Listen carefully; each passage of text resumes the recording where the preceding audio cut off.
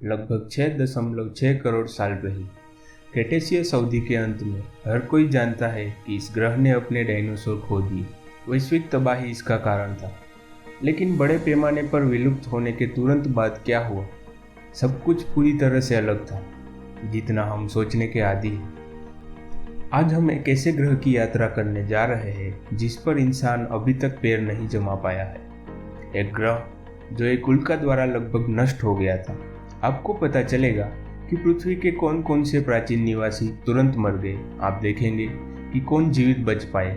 आप सीखेंगे कि उन्हें किस जलवायु परिवर्तन का सामना करना पड़ा और कैसे पृथ्वी एक राक्षसी आपदा से उबर रही थी। मेसोजोइक युग के अंत में एक विशाल धूमकेतु पृथ्वी में क्रैश हो गया। वैज्ञानिक अभी भी इसके बारे में बहस कर रहे हैं। इसका व्यास 11 से 80 किलोमीटर तक का था।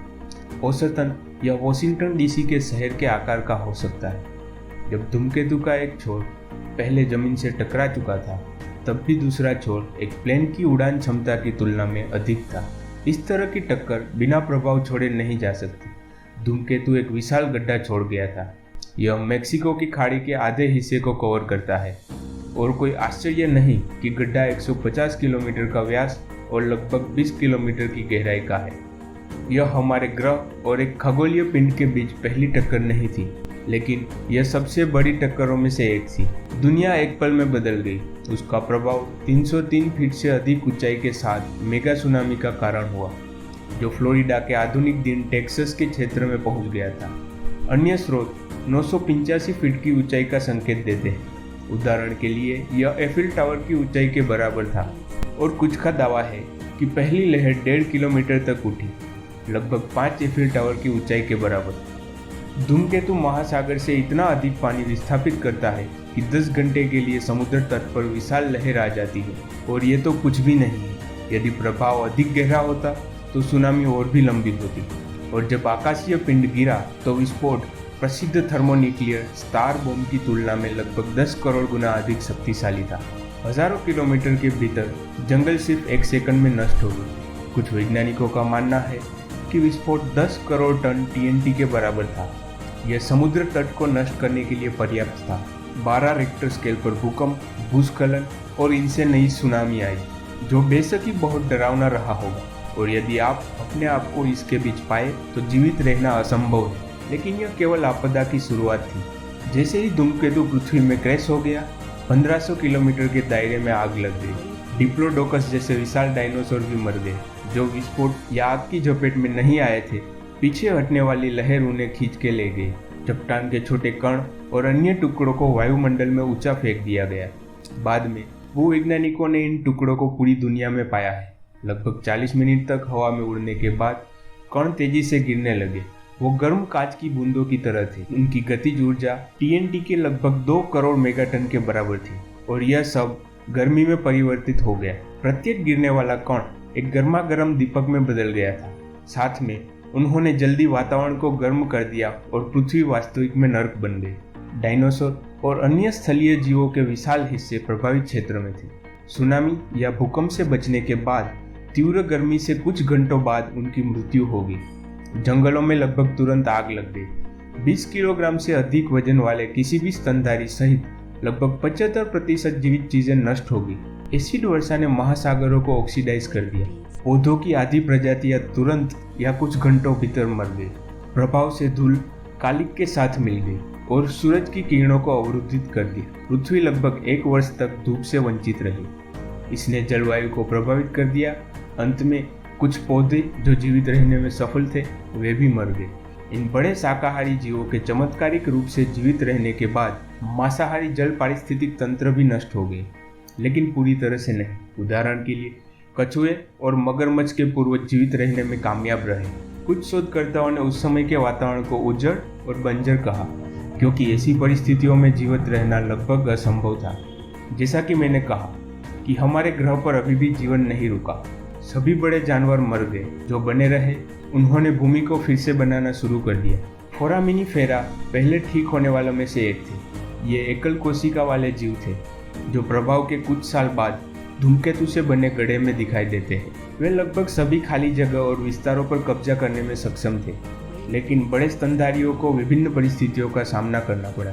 वहाँ पर्याप्त भोजन नहीं था, इसलिए केवल छोटे जानवर जिसका वजन 600 ग्राम से अधिक नहीं था वो फन के बीच में घूमते थे और जीवित रहने में सक्षम थे।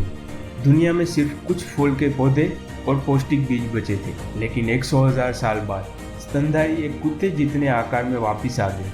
फन को बादाम के जंगलों में बदल दिया। वहाँ अधिक भोजन था। दुनिया धीरे धीरे सामान्य हो रही। 2 लाख साल बाद तथाकथित ताड़ की अवधि को टिकन पी की अवधि से बदल दिया गया।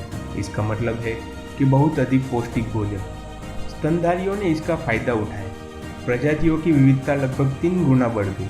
सबसे बड़ा जानवर 25 किलोग्राम तक पहुंच गया, जो कि काफ़ी बड़े कुत्ते के वजन के बराबर है। ऐसा लगता है कि स्तनधारी पौधों के साथ विकसित हुए हैं। अंत में लगभग 7 लाख साल बाद सिर्फ फलियां थी और ऐसा लगता है कि प्राचीन स्तनधारियों के लिए प्रोटीन बार के रूप में काम किया, जिसकी वजह से जानवरों के आकार में वृद्धि हुई और साथ ही साथ इस स्तर पर प्रजातियों की विविधता बढ़ी कि ग्रह के भविष्य के शासकों का वजन 50 किलोग्राम से अधिक हो गया। यह एक बड़े आधुनिक चीता के वजन के बराबर है। प्राचीन स्तनधारी अपने पूर्वजों की तुलना में 100 गुना भारी थे, जो कि फन के बीच रहते थे, और एक मानव या किसी अन्य प्राणी के लिए 1 लाख साल से भी कम समय बीत चुका था। लेकिन यह विकास के लिए कुछ भी नहीं। महासागरों को इस आपत्ति से उभरने में और भी ज़्यादा टाइम लगा। वैज्ञानिकों का अनुमान है कि इसमें उन्हें लगभग 30 लाख साल लगे। तभी जैविक सामग्री का प्रवाह सामान्य हो गया।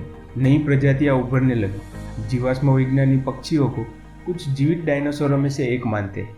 उनके एंटी एवियन रिश्तेदारों की मृत्यु हो गई, लेकिन छिपकली का एक छोटा सा हिस्सा अभी भी अनुकूलित है। सबसे अधिक संभावना है कि दलदल और पानी में तैरने या शरण लेने में उनकी क्षमता ने उनकी मदद की। कई पक्षी प्रजातियां जमीन पर घोंसले का निर्माण कर सकती हैं।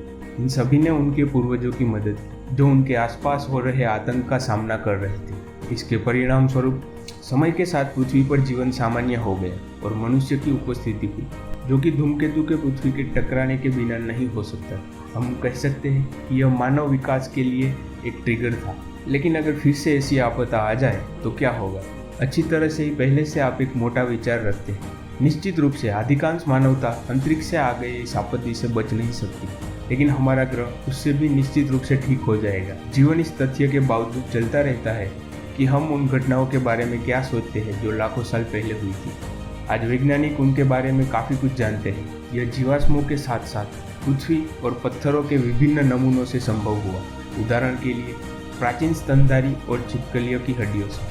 और इस तरह वैज्ञानिकों ने सीखा है कि डायनासोर की उम्र कब समाप्त हुई। दोस्तों, ये वीडियो बनाने में काफ़ी समय लगा।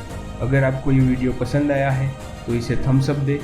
यदि आप पहले से सब्सक्राइब नहीं हैं तो इस चैनल को सब्सक्राइब करना ना भूलें और नई रोचक वीडियो की समय पर सूचना प्राप्त करने के लिए घंटी पर क्लिक करें, जो आपका आगे इंतज़ार कर रही है।